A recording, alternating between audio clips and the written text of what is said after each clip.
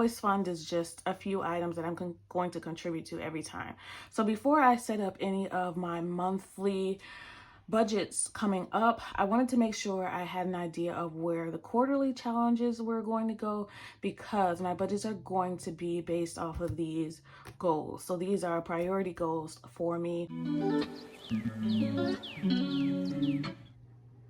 Hi everybody, thanks for clicking on this video and welcome to my savings, budgeting, and YouTube journey. On this channel, I experiment with different budgeting styles, savings goals, and I share the strategies I learn as I go. So if that sounds interesting at all to you, please go ahead and click the like button and subscribe to follow my journey. Okay, so today it is finally time for me to do my second quarter goals. So I discussed at the beginning of the year that I was going to do a 12-week year.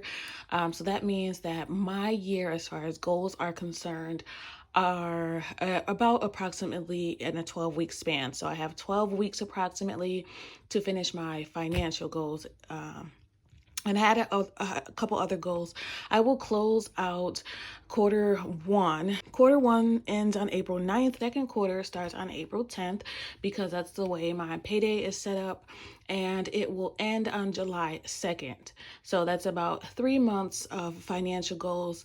So I have set up how much I want to contribute to each of these savings challenges that I set up at the beginning of the year. So here was quarter one. This is what I wanted to save for each of the categories. So I did meet all of the quarter one goals. So since I did pretty good with that, so we're going to use the same strategies we used the first month with using both YouTube income and my always funds to help contribute to the goals. Here are the savings challenge categories that I have. They're all in this binder here. So these are the final goals for each of the challenges. And then this is what I'm going to contribute with my always fund, which comes, out of my paycheck. I have a few categories that I contribute to every single time that I get paid. So that's where that will go to home maintenance, my daughter's clothes, home goals, and Christmas. So every pay period, I will contribute to those, just a small amount here. You'll see I put $10, $15, $15, $10, and this is all multiplied by 6 because within this time frame from April 10th through the 2nd of July, there are 6 pay periods. So that's how I did it. Same thing with YouTube. YouTube, I get paid once a month as long as everything goes as planned.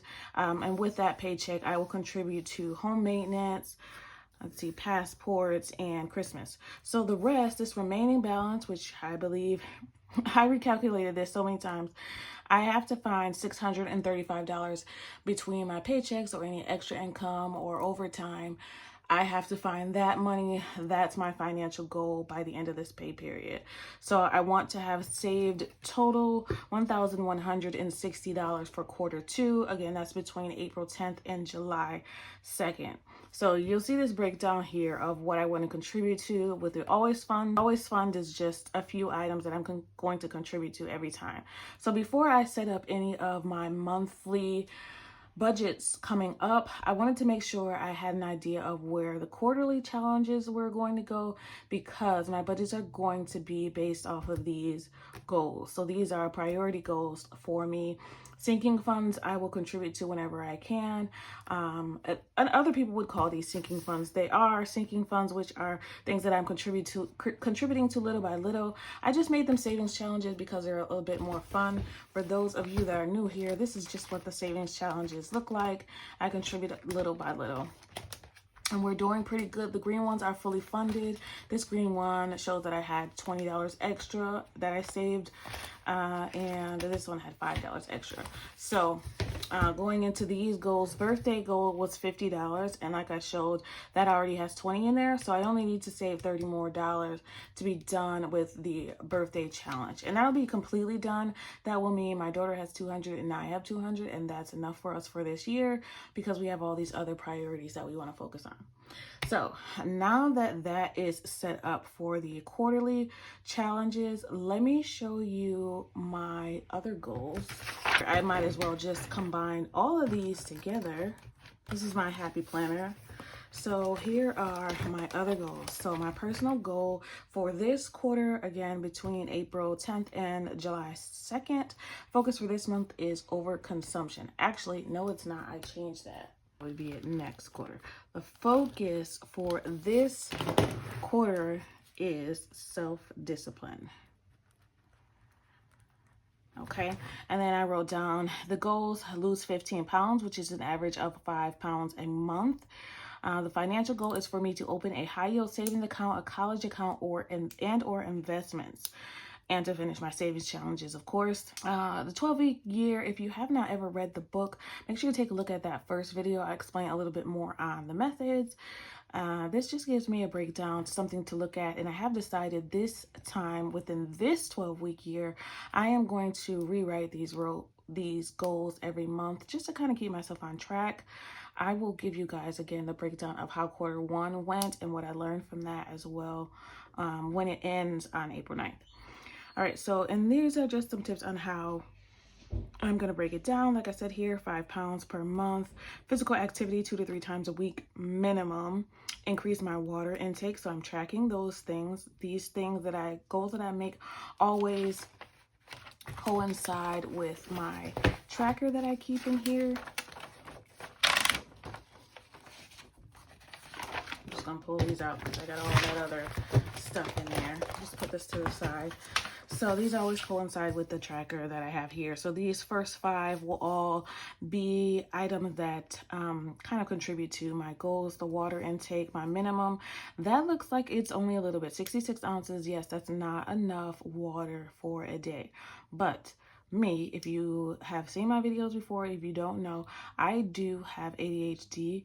So that just means that, I mean, there's a plethora of issues that comes with that. But for me specifically, I forget to do like very necessary things like eating and drinking. So when I get consumed in something and I'm focused on something, everything else goes by the wayside. So I have reminders set up on my watch so that it reminds me, stop and take a drink.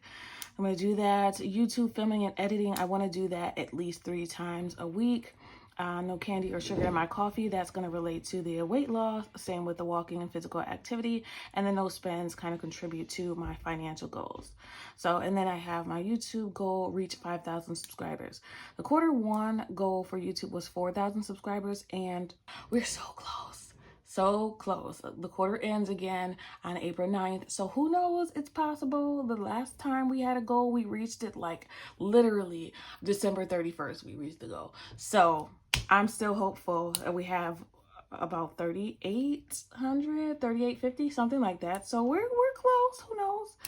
All right, but that's the goal set up for the upcoming quarter. So I'm excited about that. I feel like I could lose 5 pounds a month. Like, I try to make these goals like more realistic, still something to strive for. All right, so now that we've done that, let's get into our April goals. So for the April goals, we still have here the lose 5 pounds. So I try to keep 3 main goals for each month, same as with the quarterly goals, but I want to make sure that my monthly goals still align with my quarterly goals. I don't want to overwhelm myself. So this focus is to lose that 5 pounds.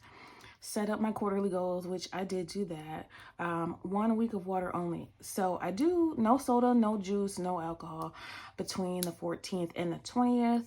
That shouldn't be hard to do at all. What I did find out or realize with my goals is I have set myself up for failure with some of my goals, like the no dining out. I went from doing it frequently to trying to not do it for a month. Yeah, that did not work out. We failed that. Also failed the YouTube 1 month no challenge. I think we went 2 weeks and 5 days. Yeah, so we'll review March soon. But those are my goals. And then I have other little notes for me to do throughout the month. I just wanted to show you that. I just want to thank you so much for watching this video and spending time with me today.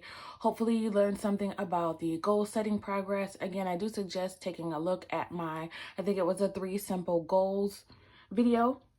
Shows you how the 12-week year works, and it has been successful for me so far.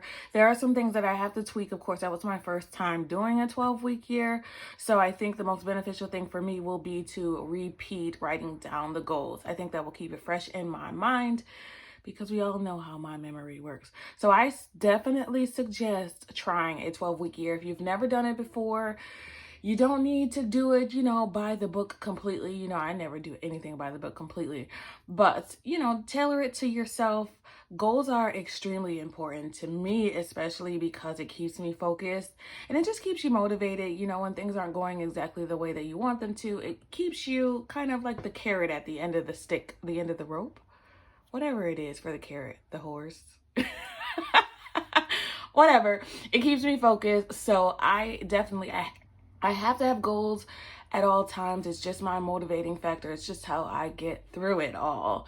And actually, it's been very beneficial. I'm saving more money than ever before. I don't know how many times I've said that, but I am sleeping better and I'm drinking more water, and things are just getting better with having the goals written down, and I'm just very happy about it. And I'm going to keep doing it forever, probably. I don't know about the 12-week year way, but I can't commit to anything forever, but I will always set goals and write them down, period. All right, that's it. Thanks again for watching. Happy saving, everybody. I want you to remember it is about progression and not about perfection. Thanks for watching. Bye.